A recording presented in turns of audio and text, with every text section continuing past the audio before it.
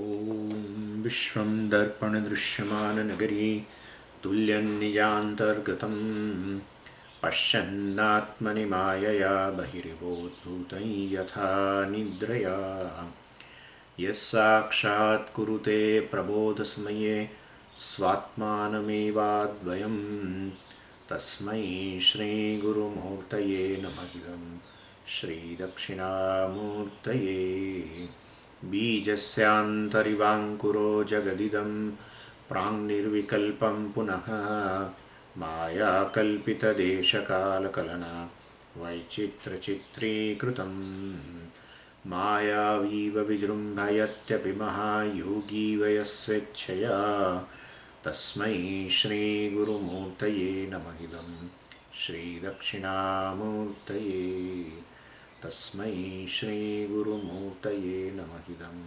श्रीदक्षिणामूर्तये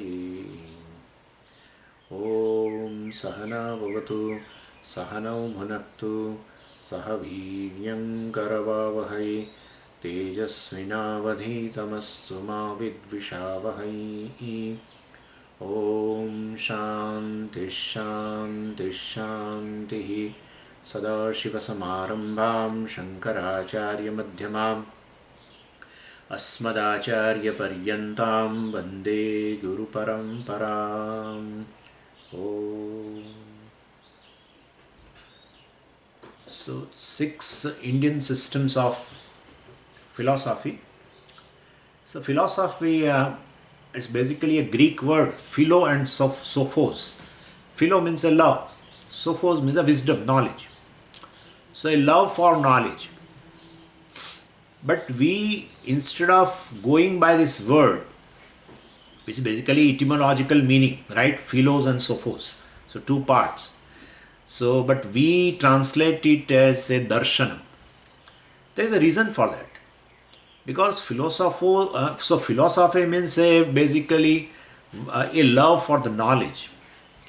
Then there are many people who keep on reading day and night, right? So the people who keep on reading day and night because they love knowledge, they are not philosophers. And therefore, basically philosophy cannot be just taken on the basis of etymology. And also the one who a student of a philosophy need not be a one who loves knowledge. So both the ways. So basically one who loves knowledge and keep on reading day and night is not a philosopher. And one who is a student of philosophy need not that he loves really the knowledge and he keeps on reading day and night. And therefore basically so we will have to take a popular meaning of word philosophy called darshanam.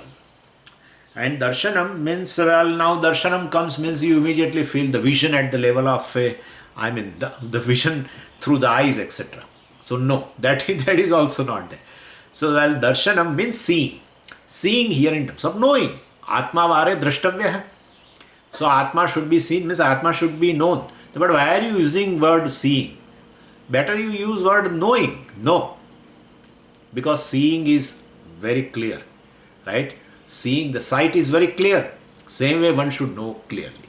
And therefore, instead of knowing we write seeing. We say seeing. And seeing what? But here it is what? Well, it is not seeing forms and colors and etc. That is chakshusha pratyaksha. So here, seeing or knowing 2 things. Basically, seeing or knowing the sadhya. What is the goal of a life? And what are the means for that? That's how I told you last time. This darshana has 3 aspects. One is a pramana vichara, the means of knowledge. Second is a prameya vichara, definitely the object of knowledge. And the third thing is a prayojana vichara. For what purpose I am knowing. And therefore, prayojana means here basically dharmartha, purushartha vichara, either. So basically, so here, so this knowing, sadhyam and sadhanam. And well, it is always, it includes, It involves a knowledge, and therefore pramana, prameya, vichara will be there. That's how the meaning of the word philosophy. They define philosophy as the very, the fundamental nature, the study of the fundamental nature of knowledge, one, and study of the reality and existence. These two things are there, which we are going to discuss also. Anyway, and so darshanam means like this only. Some people say darshanam means drishyate anena iti darshanam. So, well, it is by which one will know the goal of life and etc. etc. Well, that is not, in terms of an instrument, we have to take the meaning. No, that's not correct. Because darshanam of a Shankaracharya, darshanam of a Ramanujacharya, there we cannot take the meaning of like some kind of an instrument here. So, basically, and Brahma Darshanam etc. also, that meaning also cannot be taken, because the Charvakas will not have any Brahma Darshanam, and therefore basically this knowledge involves the sadhya and the sadhana, and also, well, definitely certain subsidiary sadhyas are also there, subsidiary sadhanam also will be there, principal sadhyam, principal sadhanam etc. also will be there. So all this is included in the study. That's called darshanam or philosophy. Anyway, and we saw last time, that there are all the darshana, especially we are going to keep ourselves limited to the study of 6 darshanas, and which have a astika darshanas, 6 Indian philosophies. Well, astika darshana means who have the source for their own philosophy in Veda, basically. And we also found that 4 different philosophical perspective basically are there on the basis of Veda. There are texts in the Veda, basically in Upanishad, because in the Veda there are 4 portions. Mantra, the portion of a mantra vibhaga, and then Brahmana vibhaga, and then Aranyaka, and the 4th Upanishad. Upanishad is where the whole, the sublime philosophy is there. And therefore, basically the source is Upanishad for all the philosophies. And there are certain texts which talks about the Veda. Text in a Upanishad. Certain portion which talks about the Veda. And therefore, well, then on basis of that, there are philosophers, there is a philosophy of a Dvaitam, basically. And I told you about that the creation, etc., talks, certain mantras which talk about the creation, etc. Well, that definitely, it is Dvaita philosophy. Of course, the source it's a Vedic philosophy, Astika philosophy. And, but the source is Upanishad. And there is a philosophy, well, based on a certain other portion of the Veda. That's called Abheda philosophy, Advaita philosophy. And that is, that's another one. And this, basically these are the 2 extreme positions, Veda and Abheda. They are poles apart. And there are positions in between 2 also. There are certain matas which are between 2. Which is called Dvaita Advaitam, Veda Veda, etc. And the 4th one, Vishishta Advaitam. Vishishta Advaitam, they say they accept. So, well, somebody, asked Ramanujacharya that what's your position? Then he says, we accept Veda. Why? Veda Vedyatvat. Because ultimately Veda philosophy has come from what? What is the source? Veda. So we are Vedikas, and therefore we accept Veda also. Okay, what do you think about Abheda? Yes, that also we accept, because Abheda also, the philosophy of Abheda Advaita, well, is based on Upanishad only. It's a Vedic philosophy. Veda we consider as a source of knowledge, pramana, and therefore we accept Advaita also. And what about this in between? Dvaita, Advaitam, etc., Veda, Veda, etc. Oh, that also we accept, because that is also again basis on the Veda only. And therefore we accept this. So you accept Advaitin's position, you accept Dvaitin position, you accept Veda Vedavadi also. Then what is your position? Well, our position, is little bit different from this Dvaita Advaitam also. We have a Advaitam, but it is a Vishishta Advaitam, etc. And so he thinks he is a fourth one. So, but it's just a modification of Dvaita Advaita Vada only. We'll be discussing at the end. So therefore, this fourth, principal philosophies we should consider. There are actually 20. Oh, Madhavacharya has written a very beautiful text called Sarva Darshana Sangraha. Very beautiful text, in which he has counted so many, 20. Shaiva Sampradaya, Lakulisha Sampradaya, that Sampradaya, this Sampradaya, so many. But principally, there are Dvadasha Darshanam, 6 Astikas, 6 Nastikas, 12 Indian system of philosophy, in which we are right now concentrating on 6 Indian systems of philosophy, but Astika only. Not we, here and there I will mention about Bauddhas or Jainas, etc. But generally we are discussing Astikas, but 6 Nastikas and 6 Astikas. 6 Nastikas also I have told you, one is Charvaka Darshanam, second is a Jaina Darshanam, and the third is a Bauddha. But Bauddhas have 4. Sautrantika, Vaibhashika, Yogacharya, Madhyamika. So that way they become 6.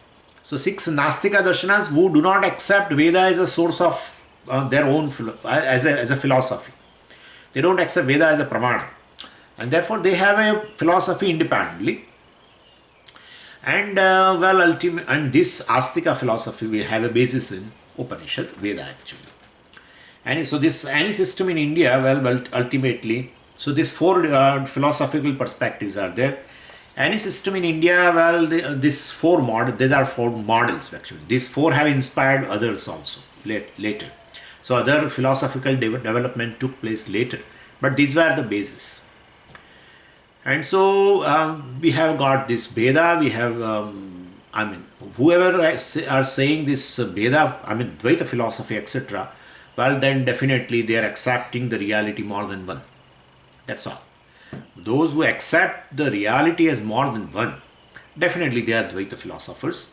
So for us, basically, Sankhyas are Dvaitins, Nayayikas are Dvaitins, Mimamsakas are Dvaitins, and Vaisheshikas are Dvaitins. Ramanujacharya ji also is Dvaitins, Nimbakacharya ji Dvaitin, Vallabhacharya ji Dvaitin, Chaitanya Mahaprabhu also is Dvaitin, Shaiva Dvaitin, all Dvaitin. All Dvaitin. Once you say, well, we are Advaitin actually, but really speaking, Madhvacharya ji is a real Dvaitavadi. All these people are pseudo. They want to come near basically Advaitin. So all have got this feeling, except Madhvacharya ji, all have got the feeling that they cannot be away from Advaitam. And so some urging is there in them to tell that they cannot go away from Advaita. But they add on their own to suit their philosophical positions. And so, well, they say that we like Advaita, but a little bit modification. And any modification, any qualification in Advaita is ultimately Dvaitam. Advaita means Advaita. There is nothing other than one thing. There is nothing other than Brahman, or nothing other than whatever the reality. There is nothing other than that. But you qualify. Well, qualify means definitely you want to distinguish in Advaita. Right? And therefore, that automatically, when distinction comes, means Dvaitam comes. That's a simple thing to understand.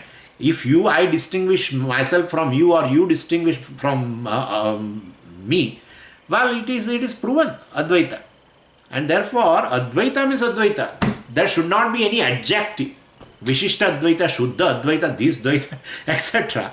So therefore, we call them Dvaitavadis. Could you follow that? And so basically Vallabhacharya ji or Nimbakacharya ji, etc., and Ramanujacharya ji, etc., all are basically Dvaitavadins only. Sankhyas are Dvaitavadins, etc.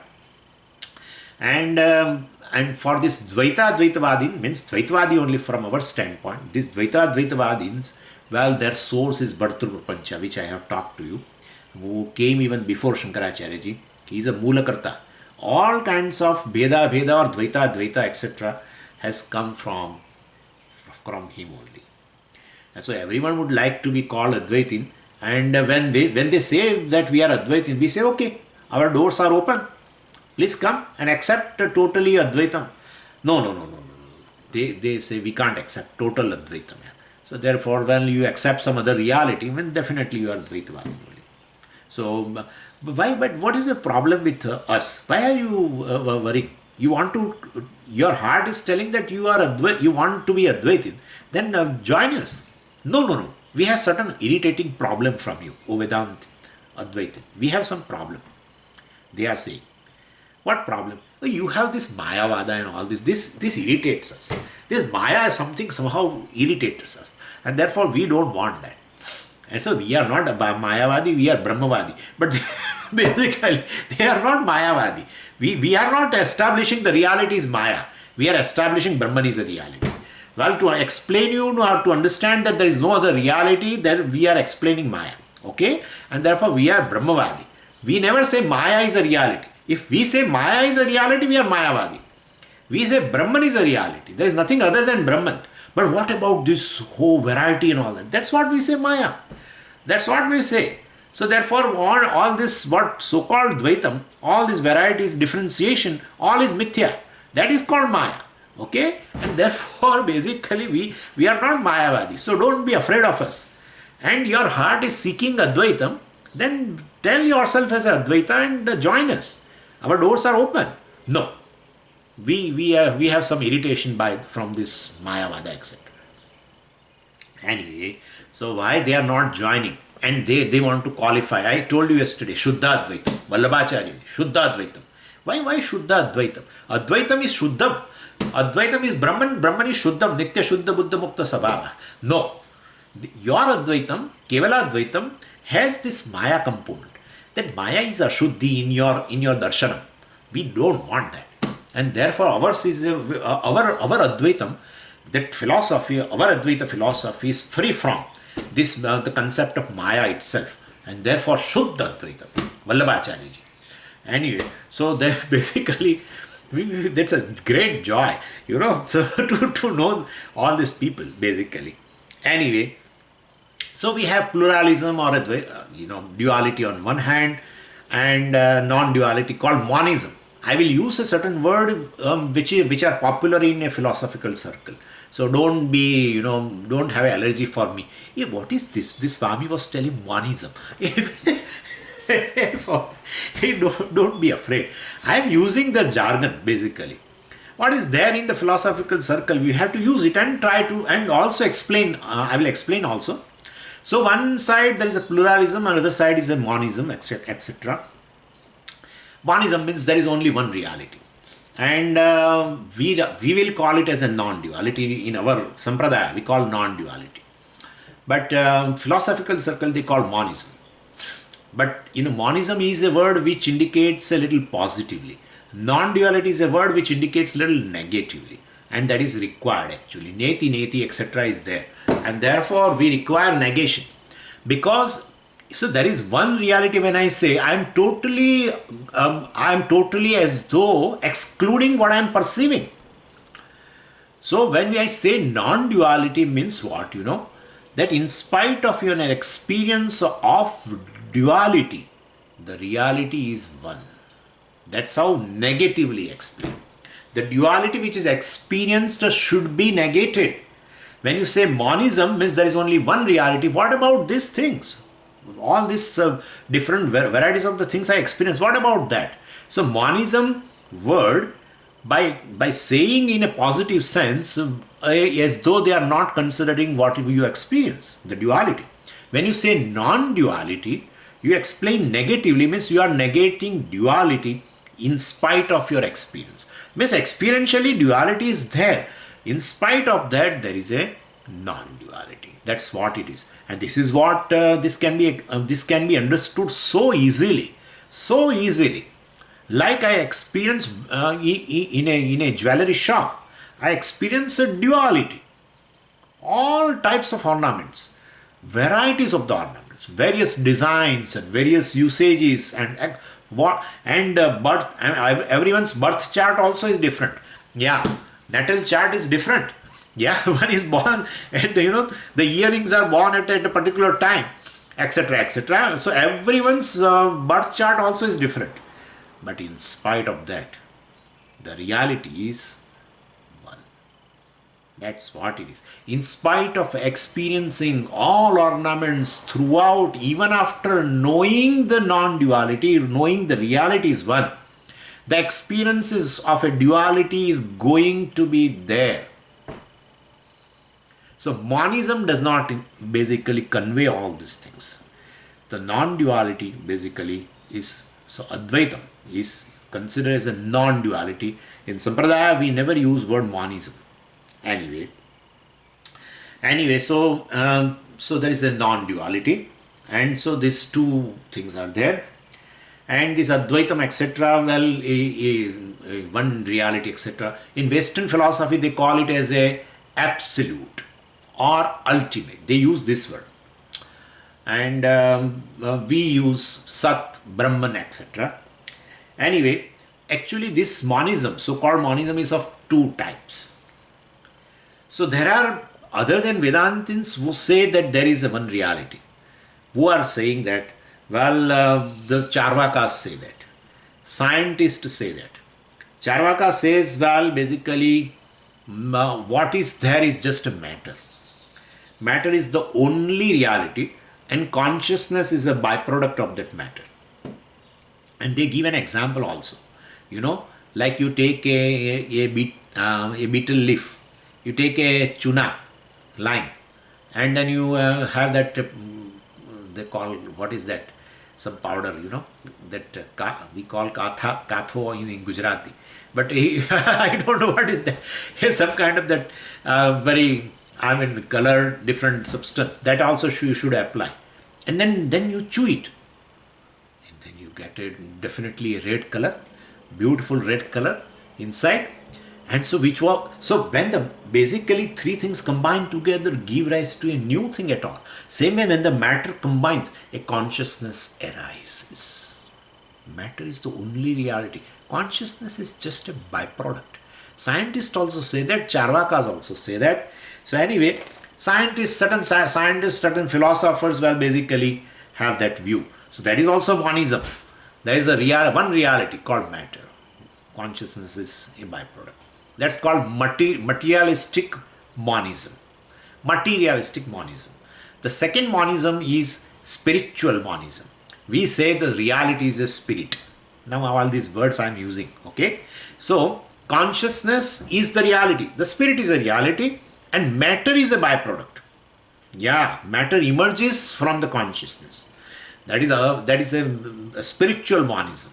Advaitins, basically. So such position is called basically spiritual monism, which is opposite to this material monism. Anyway, so Sat alone appears in the form of this Jagat. We know Sadeva Somedamagra Asit. So from consciousness everything emerges, etc., etc. So anyway, two types of monism are there. Then there are several options are there. Anyway, so either one, we accept a oneness monism or plurality, well, duality, and we can't have both, and therefore because these two are extremes, either or situation is there. You cannot accept both, right? So there is a disjunction. Disjunction means in terms of either you accept Advaitam or monism, or you accept pluralism, and this is one. Well, there are philosophers who say no, there should not be disjunction. There should be conjunction. So let us have a both.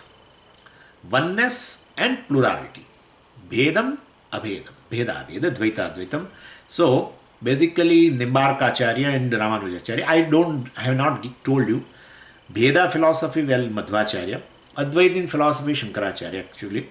And this Bhedavada, well, belongs to Nimbarkacharya, Ramanujacharya, etc. And even Vallabhacharya also.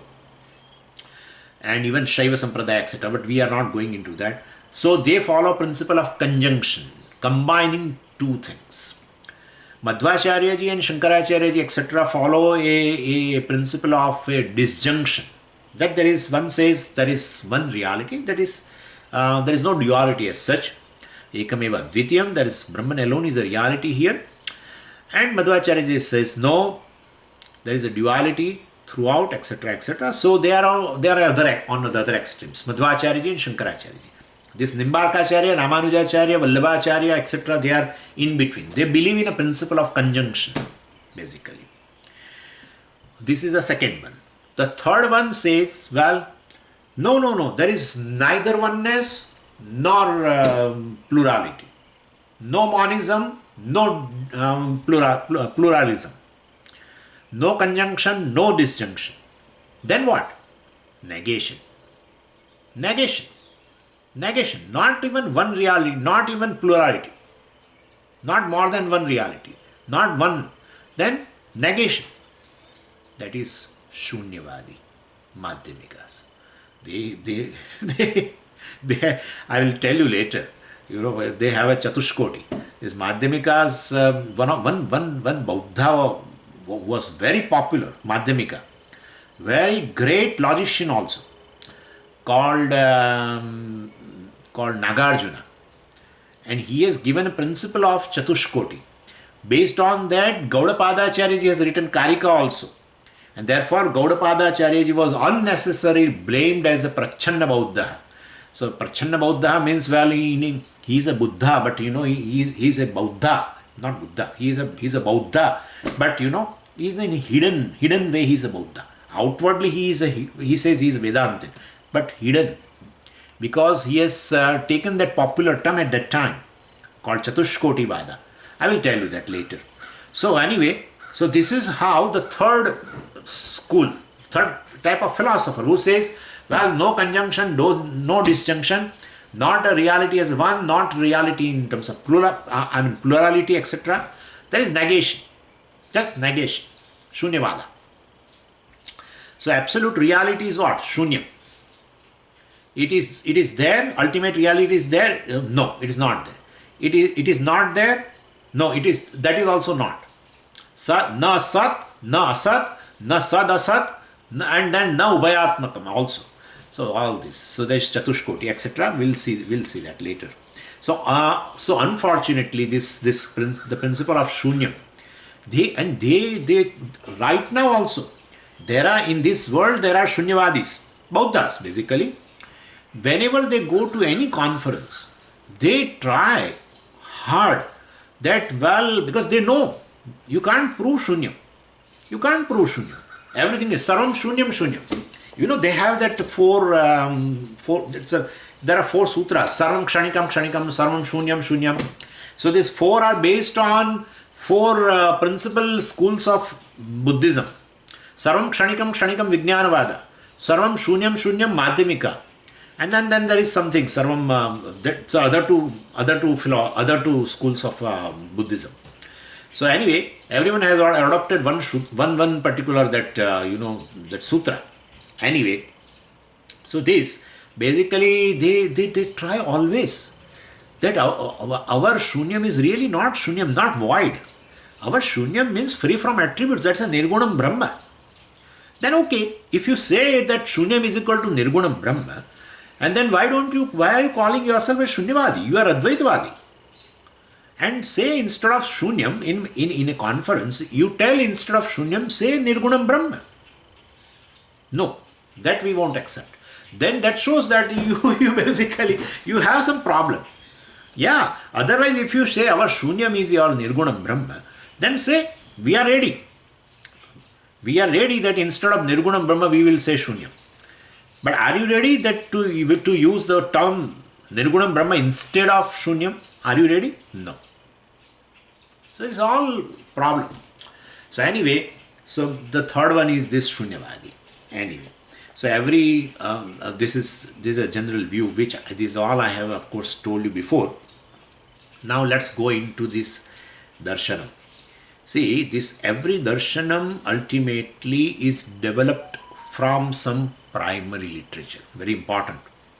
So, original work of every darshanam here, especially our 6 Indian schools of philosophy, Astika Darshanam, everyone was in the form of a primary literature, and that primary literature will in the form of a sutra. I will tell you why it was in the sutra form, all in aphorism. So, how this sutra literature, primary literature of every philosophy has come. How? And of course, when did the sutra literature in every philosophy originate? There is a lot of problem regarding the history. Somebody says it is in a first AD, or somebody says even in a certain BC, etc. 1 BC or 2 BC or 3rd BC or something. But there is not much, authentic history on that. When did all this thing originate? But basically, one thing is there, that a particular sutra literature of a particular philosophy, well, before it emerged, must have been there in the form of a discussion. So Vedic circle used to atmosphere. They used to discuss these issues. And issues, I know I have told you, issues of gaining, making oneself free from the bondage, gaining purushartha, etc. All this. What are the sadhanams? What are asadhyams? So Vedic circle used to discuss that. And why I am using Vedic circle? Because ultimately every this Astika philosophy has come from the Veda only. And therefore, and as a result of this deliberation, basically a particular way of thinking is crystallized, systematized, and that is called then we have got this sutra work. Now, why it was in the form of a sutra, that we should know. You see, what happened was, in those days, in any tradition, our teaching tradition, well, writing was not there, and teaching was transmitted through, the mouth, and therefore it was transmitted through the mouth. Then the person who listens, he has to remember it. There is no way out. And then after remembering, and he has to transmit to the other person, right? Becoming a teacher, and therefore to the next generation. So because of this oral tradition, the ideas have to be stored in a mind. Any idea, if you want to store in a mind, you have two ways. One way is, because the tradition was a memory oriented tradition, and therefore there are two ways to memorize. One way is keep the ideas condensed in a sutra form, and therefore for the sake of memory, you can remember it very easily. And therefore we have sutra, every literature, any ancient thing, whatever we have. Astrology also has a sutra. Grammar, Panini Sutras, everything in a sutra form, including the systems of philosophy, all have a sutra. Anyway, that is a one way of remembering because of the oral tradition, and you have to memorize many things ultimately because you have to transmit to the other people, to your own disciples, and therefore no writing. And therefore, so one way of remembering or memorizing is to keep the literature principles in a sutra form, aphorisms. Second is putting the ideas in a metrical form, we call verses. And therefore, basically, if any idea which is difficult to remember, if it is a prose, if you put in a metrical form, like a poem kind of a thing, and with a certain rhythm and tune, etc., then that is also, one will be able to remember it. And therefore, you find all our, even Puranas also, or even a Mahabharata or Bhagavatam or anything, Ramayana, etc., all in a verse form. All in a verse form, like Bhagavad Gita. One verse, the principle narrated in a one verse is so difficult to remember, right? Once you elaborate it. But in a verse form, you can easily remember it. You can put to a rhythm also, right? In Anushtup Chanda, etc., you can put. So there are two ways to remember. One is in a form of a sutra, other is in form of a verse form, both. And therefore, our primary literature of any philosophy ultimately was in a sutra form. Anyway, and now, so basically, Nyaya Sutras have composed by Gautama. We should understand Gautama Acharya ji, we consider as a founder of a Nyaya philosophy, but basically he is not a founder. He has basically compiled after discussion, deliberation, whatever the principles have evolved in a Vedic circle, now he just compiled in aphorisms. But for the sake of convenience, we call that Gautama as a founder of a Nyaya philosophy. It's not so. Because a single person cannot just give all the principles. The principles were basically discussed in a circle, deliberated upon in fact, they say for centuries. For centuries it has been discussed. Any system just can't come out like that. So after deliberation for centuries, whatever the principles they have arrived at, Gautama has basically compiled in a form of a sutra, and the purpose I told you also, so that you can remember in a aphorism form. But for the sake of convenience, we say Gautama is a founder of a Nyaya philosophy. So there were Nyaya sutras are there. So very in systematic manner he has formulated all the principles in aphorisms. So brief statements basically. Then Vaisheshikas, Vaisheshika sutras are there, and of course compiled by Kanada. We say founder of Vaisheshika philosophy is Kanada. Sankhya sutras by Kapila, Yoga sutras by Patanjali, Mimamsa sutras by Jaimini, and Brahma Sutra by Vyasacharya. All six, right? All six Astika philosophies basically developed primarily in a sutra form. Now, sutra cannot be understood because it is very brief statement. That is how Brahma Sutra is quite difficult. Janmadhyasya yatah tattu samanvaya. Who will understand what is that? Who will understand? So then there were commentaries on sutra called Bhashyam. So see, this is how the philosophy developed. Because to make understand the sutra, we need a commentary, and therefore, there is a bhashya literature, primary literature in form of sutra. Then based on the second level of literature in any philosophy in terms of bhashyam, and which explains the intricacy of sutras. And so Vatsyayana Bhashyam is there on Nyaya Sutras, and on that there is a Vartikam also. One Udyotkara was there who was written a Vartikam on Bhashyam of a Nyaya. On Vatsyayana Bhashyam there is a Vartikam called by Udyotkara, etc. Anyway, so the earliest commentary available on Brahma Sutra is basically of a Shankaracharya ji. Well, definitely that is Bhashyam on Brahma Sutra. And then, definitely Vartikam also will be there, etc. But of course, he has not written on Brahma Sutra. But then basically, this is how it developed. And then later, Ramanujacharya, Madhvacharya ji, Nambarkacharya ji, Bhaskaracharya ji also has written Bhashyam on this Brahma Sutra also. I will tell you about this also.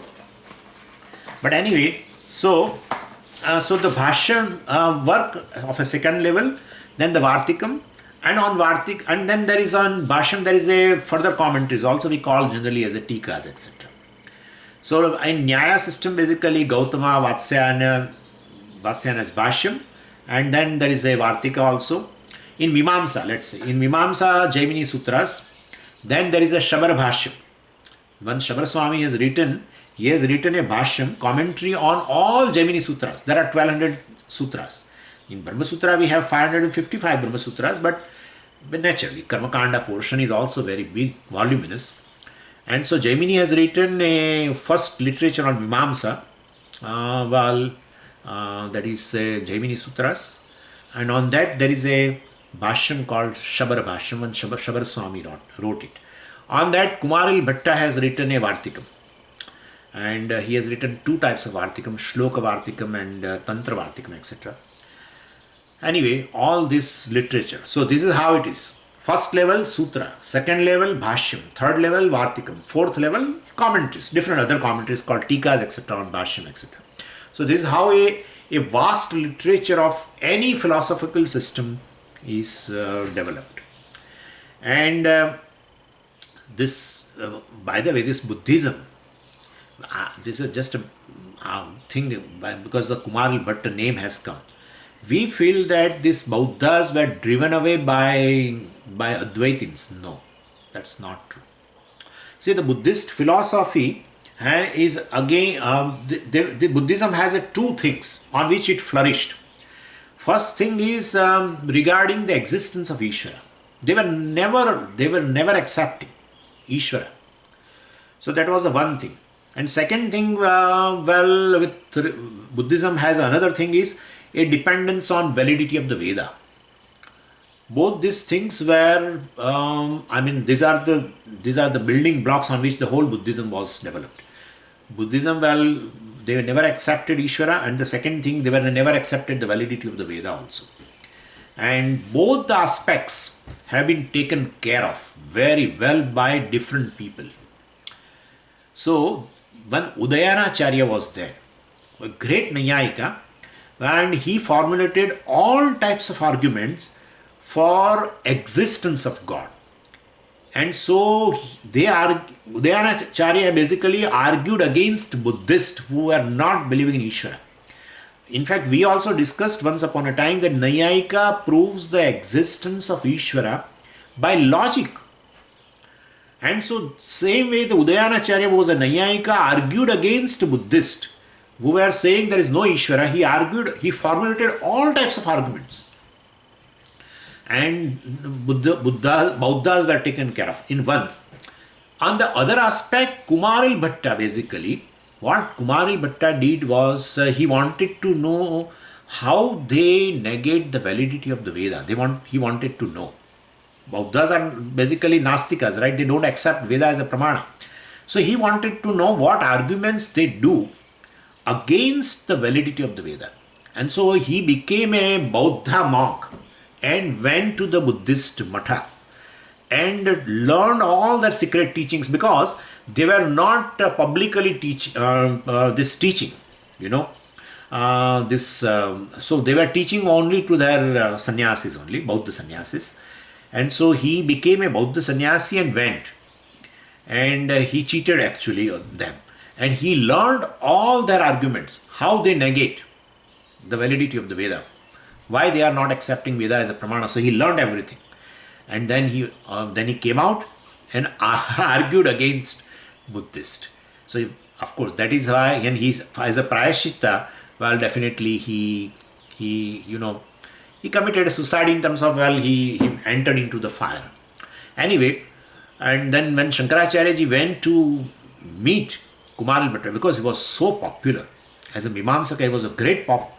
He was totally believing in Veda, but he was saying karma alone is the purport of the Veda, etc. And that is the means for moksha. Anyway, so Kumaril Bhatta took care of Buddhists who were arguing that Veda is not a pramana at all.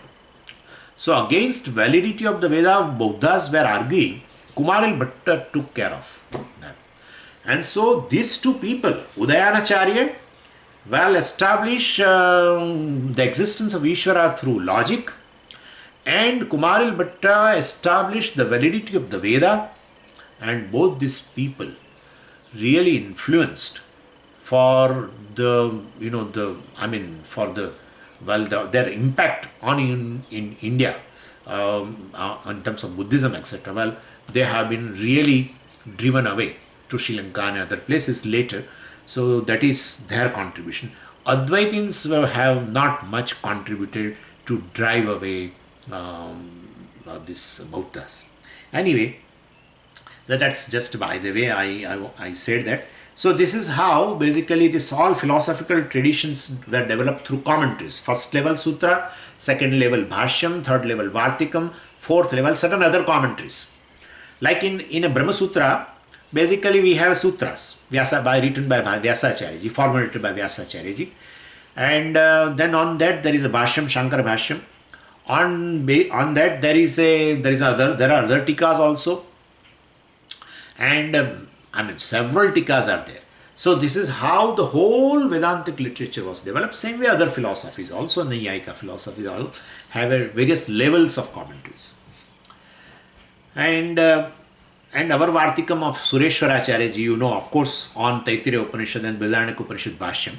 and not on Brahmasutra Bhashyam. But then Vartika is there, Sureshwaracharya's Vartika also is there. I am especially, and you know the definition of a Vartika, I told you also before. Uktam, Anuktam, Duruktam, Chintayatra Pravartate. So, Uktam, Anuktam, Duruktam. Whatever the Bhashyakara has said, Vartikara reiterates. One, Uktam. What is Uktam? Means Bhashyena Uktam. Well, same thing Vartikara repeats. So, that is one. Anuktam. If Bhashyakara has omitted something, Vartikara fills up the gap. And that is there. That is very much there. If you study Vartikam of the Taittiriya Upanishad Bhashyam and Brihadaranyaka Upanishad Bhashyam, you will find that this thing Bhashyakara missed and Vartikara has filled it up. So that is another thing. And the third thing is will be if Bhashyakara said something but which is not so comfortable. So we should not say that what Bhashyakara said is wrong. But what Bhashyakara said may not be convincing immediately. In that case also Vartikara comes and tells that this thing is not proper. And he said, you may be wondering, but he said also that what my Guruji has said here is not proper. Well, you take this interpretation which I am giving you right now, etc., etc. And Acharya will never feel bad. Acharya will, those days, the Acharya was never feel bad that some disciple says something against his interpretation. Anyway, this thing happened even in the Mimamsa also. When Kumaril Bhatta, when some class was going on by Kumaril Bhatta, and one of his disciples was a Prabhakar Mishra. His name was Prabhakar Mishra. And he while class was going on, he just got up with the permission of a teacher called Kumaril Bhatta and he gave an opinion or interpretation of a particular aspect which was against the interpretation of Kumaril Bhatta. And Kumaril Bhatta was so happy. He embraced Prabhakar Mishra and he said, you are Guru. In presence of all the students, he said, you are Guru. From that day onwards, his nickname in students was a Guru. And then he gave a school of philosophy in Mimamsa. Well, it is known as a Guru Mata. So Prabhakara's Matam is called Guru Mata. And so we have two powerful schools in Mimamsa called Bhattas and Prabhakaras. Bhattas, basically, that is a Kumaril Bhatta's philosophy. Basically, they are agreeing to most of the things, certain aspects. And other is a Prabhakar Mishra's, that is called Prabhakar Matam. This is called or Guru Matam. And the other one is a Kumaril Bhatta's philosophy, that is Bhatta Matam. Anyway, so this is just by the way. And so this development of this systems basically through various literature at various level. And now I told you that because there are other Vedantas also, right, other than the Shankaracharya ji also. So the earliest commentary available on Brahma Sutra is our Shankaracharya's, that is Bhashyam. Then later, this Ramanujacharya ji, Nimbarkacharya ji, Bhaskaracharya ji also has written a commentary on Brahma Sutra. I will tell you, this is a chance for me to tell you what kind of a matam they were having. See, the first is a Shankaracharya ji, and his matam is, Kevala Advaitam. And he has written a commentary on Brahma Sutra called Shariraka Bhashyam. Shankar Bhashyam is called Shariraka Bhashyam. The second Acharya, is a Bhaskara, who came after Shankaracharya ji. And I told you, he is coming in the lineage, in the tradition of a Bhartru Prapancha, Vedavada. So he is Bhaskaracharya, and who criticized Shankaracharya ji very much, very bitterly. He criticized Shankaracharya ji for Mayavada, etc. Anyway, so that is, he has also written a commentary on Brahma Sutra called Bhaskara Bhashyam, and Bhaskaracharya's matam is called Bheda Bhedavada. Then Ramanujacharya ji, who also came later, you know very well. Ramanujacharya ji, his matam is called Vishishta Advaitam, and he has written a commentary on Brahma Sutra is called Sri Bhashyam. By the way, I have told you, all these acharyas have not written any Bhashyam on Upanishad. They have written Bhashyam on Brahma Sutra. So that's a day for yesterday also I told you, and I am reminding you. Then Madhvacharya ji, his matam is a Dvaita matam, and he has written a commentary on Brahma Sutra. You imagine, all these are Vedantas ultimately. All these are Vedanta because their source book is Vedanta, Upanishad. I told you, even the Dvaita philosophy has emerged from Upanishad, taking Srushti Vakya as the purport of the Upanishad. Anyway, so Madhvacharya ji basically has Dvaita matam, and he has written commentary on Bhashyam, Brahma Sutra Bhashyam. Commentary on Bhashyam is called Purna Prajna Bhashyam. This is just by the way for you. Then Nimbarkacharya ji. All these are later than Acharya, you know, Shankaracharya ji. And his matam is a Dvaita Dvaitavada. We say Veda and Dvaita Dvaita, same thing, but they find some distinction here and there. Anyway, and his Bhashyam on Brahma Sutra is called Vedanta Parijata. Then the other one is a Vallabhacharya ji, and his matam is a Shuddha Advaitam. And he has also written a commentary on Brahma Sutra called Anubhashyam, where they establish, see, Brahma Sutra also is based on this Upanishads, right? The passage of the Upanishads only have been explained in Brahma Sutra. And therefore, ultimately, all the sources of all the matas ultimately goes to Upanishad, by the way. Anyway, then there is a Shrikantha Acharya, and his matam is a Shaiva Vishishta Advaitam, and his Bhashyam on Brahma Sutra is called Shaiva Bhashyam. Then there is a Shripati also, and he is a Veera Shaiva Vishishta Advaitam. I have told you, other than 5-6, there are many. So, and his commentary is called Shrikara Bhashyam. Then there is a Vijnana Bhikshu, very, very popular Acharya. And his matam is called Avibhaga Advaitam. And he has written a commentary on Brahma Sutra called Vijnanamrutam. And the last one I will give you is a Baladeva, one Acharya. And his matam is called Achintya Veda Vedavada. And his commentary on this Brahma Sutra is called Govinda Bhashyam, etc. Anyway, this is just by the way. What I want to convey is that in Vedanta there are other than Shankaracharya ji also, but the earliest commentary, Bhashyam, available on Brahma Sutra, earliest, is of Shankaracharya ji. All these commentaries, Bhashyam, on Brahma Sutra were later. Nimbarkacharya ji, Vallabhacharya ji, Ramanujacharya ji, all. Anyway, now this is a history of this philosophy. Now, if you want to study any Indian philosophy, any darshanam, you should have a knowledge of 3 disciplines. One is a Nyaya. You should have a logical capability. That is the one. And the second is a Mimamsa. And third is a grammar. So a fairly good understanding of Nyaya is essential, means reasoning capacity is required. You have to equip yourself with a reasoning capacity. For that you have to study a basic book on Nyaya.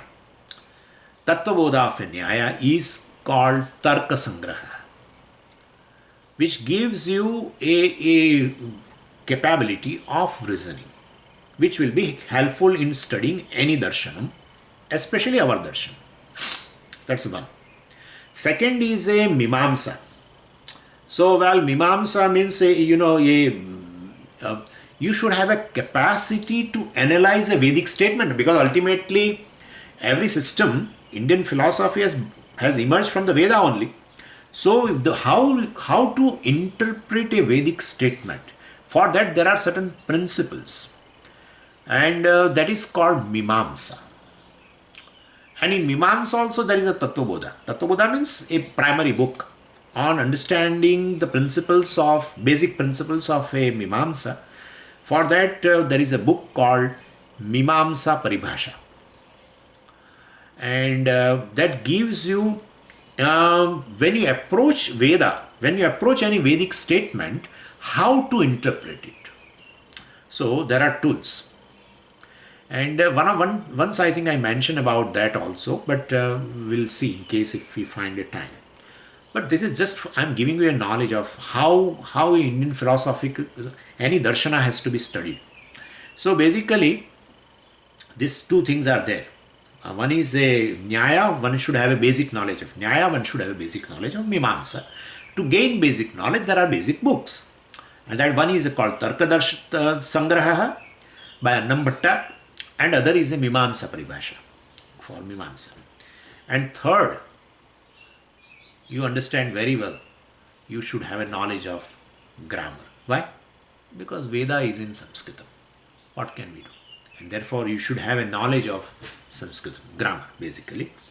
So these three things one should have a discipline. One should have, three disciplines are required in order to understand, to study Indian philosophy or to study any darshan.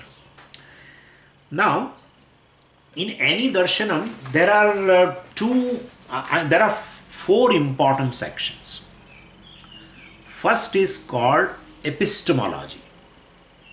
Epistemology means a science of how the science, or let's say epistemology is a theory of knowledge, how knowledge takes place. Basically, philosophy has to answer three questions. First question is, how do you know a given thing? First question. What do you know?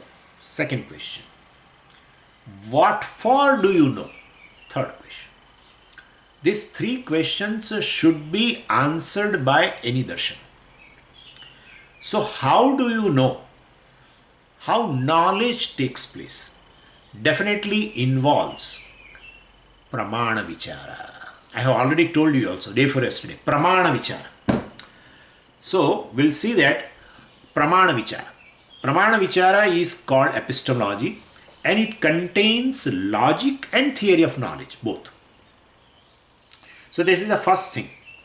And second thing, well, definitely is, so any system of philosophy, first topic is epistemology, pramana vichara. Second is a prameya vichara, and that is called metaphysics. And metaphysics, this word actually was used by Aristotle very in the beginning, and he investigated into into this physical world by means of his categories. He as a philosopher, he said this world comprised of certain categories. And with the help of those categories, he tried to investigate into the reality of the physical world. And he found that this physical world, the reality of the physical world, the cause of the physical world, well, seems to be not physical. It seems to be not physical. So after thorough investigation into the physical world to understand the reality, to understand the cause of the physical world, well, he found it is not complete. And so there is something there after this physical world. And this physical world, he used to say it as a physis. Physis means a physical world. The reality of this physical world is called physis.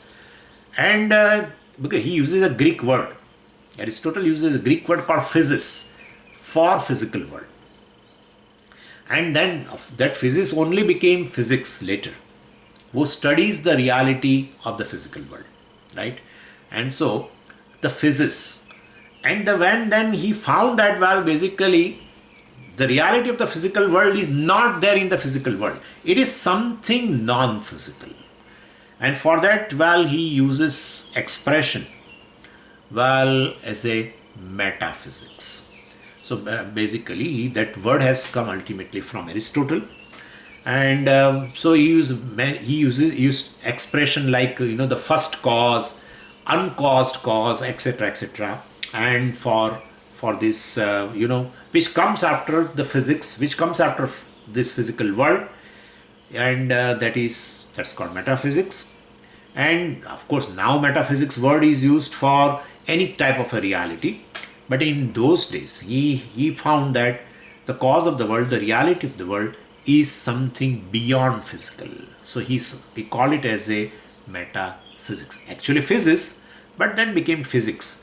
But physics means a reality of the physical world, which is beyond the physical world. Anyway, so they're called metaphysics. So anyway, so the science, this philosophy has one aspect called pramana vichara, called epistemology, which involves a theory of knowledge, how the knowledge takes place. It answers the question how knowledge takes place, and also logic is also there involved in that. Second part is this metaphysics, called prameya vichara. Well, that is regarding the existence and reality. Also, philosophy has to address. And prameya means, well, which is known, right? Prameya means which is known, object of knowledge. That shows that it was not known before. And therefore, always prameya vichara comes after pramana vichara, naturally. Prameya vichara, prameya means an object of knowledge, means it is known now, so you call prameya, means it was not known before. If it was not known before, or it was unknown before, then how it became known? Through pramana. So pramana vichara comes first, epistemology comes first, and second thing is metaphysics, prameya vichara. And so even even Brahman is a prameya. Understand this very well. Brahman is a prameya. Brahma jnanam means what? Knowledge of Brahman. Ghata jnanam means what? Well, knowledge of what? Brahma jnanam, knowledge of Brahman. Then so Brahman is a prameya. Right? Brahman is a prameya. Anyway, so, well, Brahman also is a prameya if it is not known. Unknown Brahman is a prameya. But Brahman cannot be unknown, Swamiji. It is self-revealing. It is self-revealing. That's true. But the self-revealing, the self, is not known as a Brahman. Okay? That is how Vedanta works. Otherwise, where the Vedanta is going to work? If self-revealing self is Brahman that you know already, where is the need of Vedanta? So the self is known in general, that I am a conscious being, etc. But I am limitless consciousness, which is the cause of the entire world. I am the one who is essence of the entire world, is not known. So Brahman is prameya. The unknown Brahman is a prameya. Okay? So, well, Swamiji, it is, somebody asked me, Brahman is prameya means Brahman is an object. Then you are saying Brahman is never an object. Yeah. But unknown Brahman is object of knowledge, okay? So, anyway, so this is how it is. So, as such, it is ever known, being self-revealing, but its swarupa is, is not known. And therefore, limitless consciousness, etc. And therefore, it becomes prameya. Anyway, so this is how prameya vichara comes after pramana vichara. And there is a beautiful principle in that we should always remember. Manadhina meya siddhihi. Manadhina. Manam means pramanam. Pramana adhina prameya siddhihi. So you can ascertain a prameya depending upon pramana. And therefore the first analysis is of a pramana. Pramana vichara, epistemology is the first thing. And second thing is prameya vichara, metaphysics. These two things are there. But these two things are not sufficient. Third question should be there, right? Third question is already there. How do you know pramana vichara? What do you know prameya vichara? For what do you know? Or what for do you know? That's better. What for do you know? Prayojana vichara, purushartha vichara. That also should be addressed by a given system of philosophy. Pramana vichara, prameya vichara, Purushartha Vichara or Prayojana Vichara. These three things are there. And of course, the fourth topic is ethics also. And therefore, unlike Western philosophical schools, Indian schools of philosophy, this Darshanani, our Darshanani is total, holistic philosophy comprising Pramana Vichara, Prameya Vichara, study of Purushartha also is there, ethics is there, and the methods of moksha, etc. also has been discussed. All Western philosophy, do not discuss all the issues.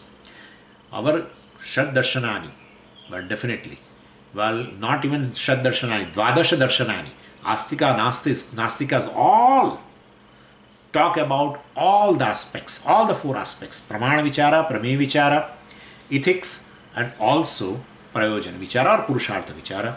What are the Purusharthas? Chaturveda Purushartha, each Purushartha contributes to what, and ultimately how moksha is a Parama Purushartha. All the Vichara has been done. What is the sadhanam for moksha, etc. also has been done. So our systems of philosophy, they never accept Eastern philosophy. Eastern philosophy for them is a contradictory thing in usage itself, But like a square circle, they feel like a square circle. But Eastern philosophy is a holistic philosophy, which addresses all the issues, unlike Western philosophy. With this, I will enter into Nyaya Darshanam.